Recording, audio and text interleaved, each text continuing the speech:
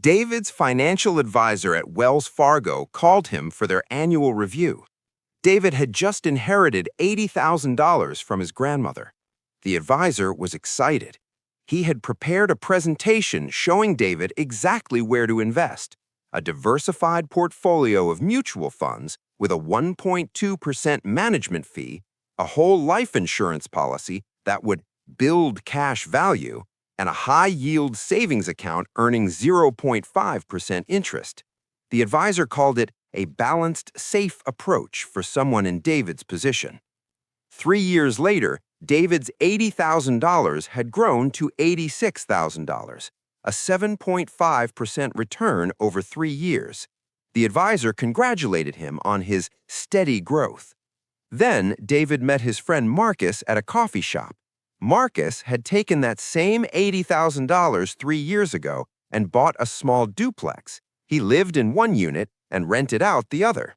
Today, that property is worth $140,000. Marcus lives for free. His tenant pays his mortgage, and he's pulling out $800 a month in positive cash flow. While David made $6,000 in 3 years, Marcus made $60,000 in equity, saved $36,000 in rent he didn't have to pay, and generates passive income. Same starting amount, same 3 years, but one strategy was recommended by the bank, and the other strategy was hidden from him entirely. My name is Ben, and for the past year, I've been investigating why banks push certain investments while actively hiding others. And what I discovered should make you question every piece of financial advice you've ever received from your bank. Here's what David didn't know when he walked into that advisor's office. Banks don't show you the highest return investments. They show you the highest commission investments. That mutual fund with a 1.2% annual fee, the bank makes $960 every single year from David's $80,000, forever. As long as that money sits there, the bank is collecting a percentage. The whole life insurance policy? The advisor made a $4,000 commission just for signing David up. That's why it was the second thing recommended, not because it was good for David, but because it was profitable for the bank. But here's what breaks this wide open. If David had asked that advisor about buying a rental property, the advisor would have said it's too risky, too complicated, requires too much expertise. They would have scared him away from it. Why? Because if David buys a rental property, the bank makes money exactly once on the mortgage, and then David is building equity in an asset the bank doesn't control. The bank can't charge annual fees on a property you own. They can't skim 1.2% off your rental income every year. According to a 2024 study by the Securities and Exchange Commission, the average American investor pays over $600,000 in fees to banks and financial institutions over their lifetime. $600,000. Money that went to banks instead of compounding in your investments. And most people have no idea they're paying it because it's hidden in percentages, in expense ratios, in management fees that sound small but add up to life-changing amounts of money. The investments banks push hardest are the ones that keep your money inside their system, where they can charge you repeatedly. Mutual funds, managed accounts, annuities, whole life insurance, these are all products where the bank maintains control and extracts fees year after year. The investments they never mention are the ones where you take control: real estate, private businesses, dividend-paying stocks you hold directly, assets that generate cash flow without the bank as a middleman. Let me show you exactly how this plays out with real numbers. Let's say you have $100,000 to invest. Your bank offers you a managed portfolio with a 1% annual fee. Over 30 years, assuming a 7% average return, that portfolio grows to about $574,000. Sounds good, right? But here's what they don't tell you. That 1% fee doesn't sound like much, but over 30 years, it costs you $196,000. You paid the bank almost $200,000 for the privilege of investing your own money. And that's assuming the fund actually returns 7%. Many don't. Now, let's say you take that same $100,000 and you buy a rental property. A $100,000 property with a mortgage. You put down 20%, that's $20,000. You finance the rest. Your tenant pays your mortgage. The property appreciates at just 3% annually, which is below historical averages. After 30 years, that property is worth $240,000. Your mortgage is paid off. You own it free and clear. And for 30 years, you've been collecting rent every single month. But wait, there's more.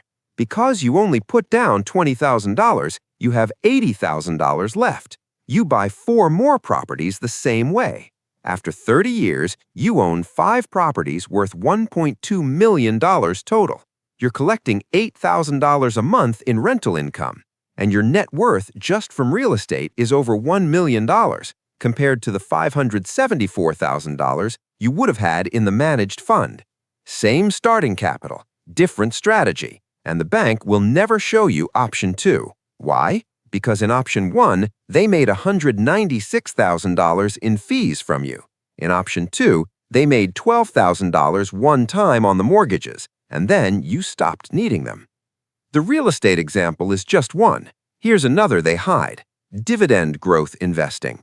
If you take that same $100,000 and invest it in a portfolio of high-quality dividend-paying stocks that you buy directly through a discount broker with no management fees, and you reinvest those dividends, your money can grow to over $760,000 in 30 years. That's $186,000 more than the managed fund, and you paid maybe $50 in trading fees total instead of $196,000. Or buying a small business, a laundromat, a vending machine route, a car wash, assets that generate cash flow immediately. Your bank will never suggest these because they can't charge you fees on them. The financial industry has convinced us that investing is complicated, that we need experts, that average people can't understand how to build wealth. But it's not true. It's propaganda. The reason they push this narrative is control. As long as you believe investing is too complicated for you, you hand them your money, and they extract fees forever. Think about how your bank structures their wealth management pitch. They show you charts, they use technical language, they talk about alpha and beta and Sharpe ratios. They make it sound like rocket science. But here's the truth. Warren Buffett, one of the greatest investors of all time, recommends that average people just buy low-cost index funds and hold them. Not managed funds, not whole life insurance, not annuities. Index funds with fees under 0.1%. And real estate? Real estate is not complicated. You find a property in a good location with strong rental demand, you run the numbers, you make sure the rent covers your mortgage, taxes, insurance, and maintenance with money left over. You buy it. You rent it out. That's it. The bank wants you to think it's too complex because if you realize how simple it actually is, you'll stop paying them to manage your money. According to research from Vanguard, investors who use low-cost index funds and hold them long-term outperform 95% of actively managed funds over 20 years. 95%. But your bank will never tell you that because they make almost nothing from index funds. They make fortunes from managed funds. Your bank isn't selling you investment advice, they're selling you dependence. Every product they recommend is designed to keep you coming back, keep you paying fees, keep you inside their system. They don't want you to become financially independent. They want you to be a customer forever. When David's advisor recommended that mutual fund, he wasn't thinking about David's wealth. He was thinking about his commission and the recurring revenue for the bank. When they sold him whole life insurance, they locked his money into a product that would take 15 years just to break even because of the fees built into the policy. The investments that actually build wealth, real estate, businesses, direct stock ownership, these are all investments where you control the asset. You make the decisions. You keep the profits. The bank hates that. They can't skim a percentage off the top forever. They can't charge annual management fees. They can't trap you in products designed to benefit them more than you. Here's the really insidious part. Banks have successfully convinced most people that their way is the safe way. They call real estate risky. They call starting a business risky. They call buying individual stocks risky. But somehow, paying them 1 to 2% of your wealth every single year for mediocre returns is considered safe and responsible. The reality is the opposite. The riskiest thing you can do is let someone else control your money while they extract fees that destroy your compounding returns. The safe move is taking control, educating yourself, and investing in assets that you understand and can manage. So here's exactly what you do. First, calculate how much you're actually paying in fees. Look at your investment statements. Add up the expense ratios, the management fees, the advisor fees, everything. Multiply that by 30 years to see what it's really costing you. That number will shock you into action. Second, move your money out of high-fee products and into low-cost alternatives. Replace managed mutual funds with index funds that charge under 0.1%. Use a discount broker. You can set this up in one afternoon and you'll save hundreds of thousands of dollars over your lifetime. Third, educate yourself about one wealth-building asset that banks don't promote. Pick one: real estate, small business, dividend investing, private lending. Spend 90 days learning everything about it. Read books, join forums, talk to people who are actually doing it. You'll discover it's not nearly as complicated as banks want you to believe. Fourth, take your first position. Buy your first rental property. Start your first side business. Buy your first batch of dividend stocks directly. Once you do it once, you'll realize you don't need the bank's permission or their expensive advice. Fifth, never take investment advice from someone who profits from your decision. If your advisor makes a commission on what they're selling you, their advice is corrupted by that incentive. Find fee-only advisors if you want advice, or better yet, learn to make these decisions yourself. David is 45 years old now. He's still in that managed fund, still paying fees, still growing his money at a rate that will leave him comfortable but never wealthy. Marcus is 45 too. He owns 6 rental properties now. His passive income is $7,500 a month. He quit his job last year. He's financially free.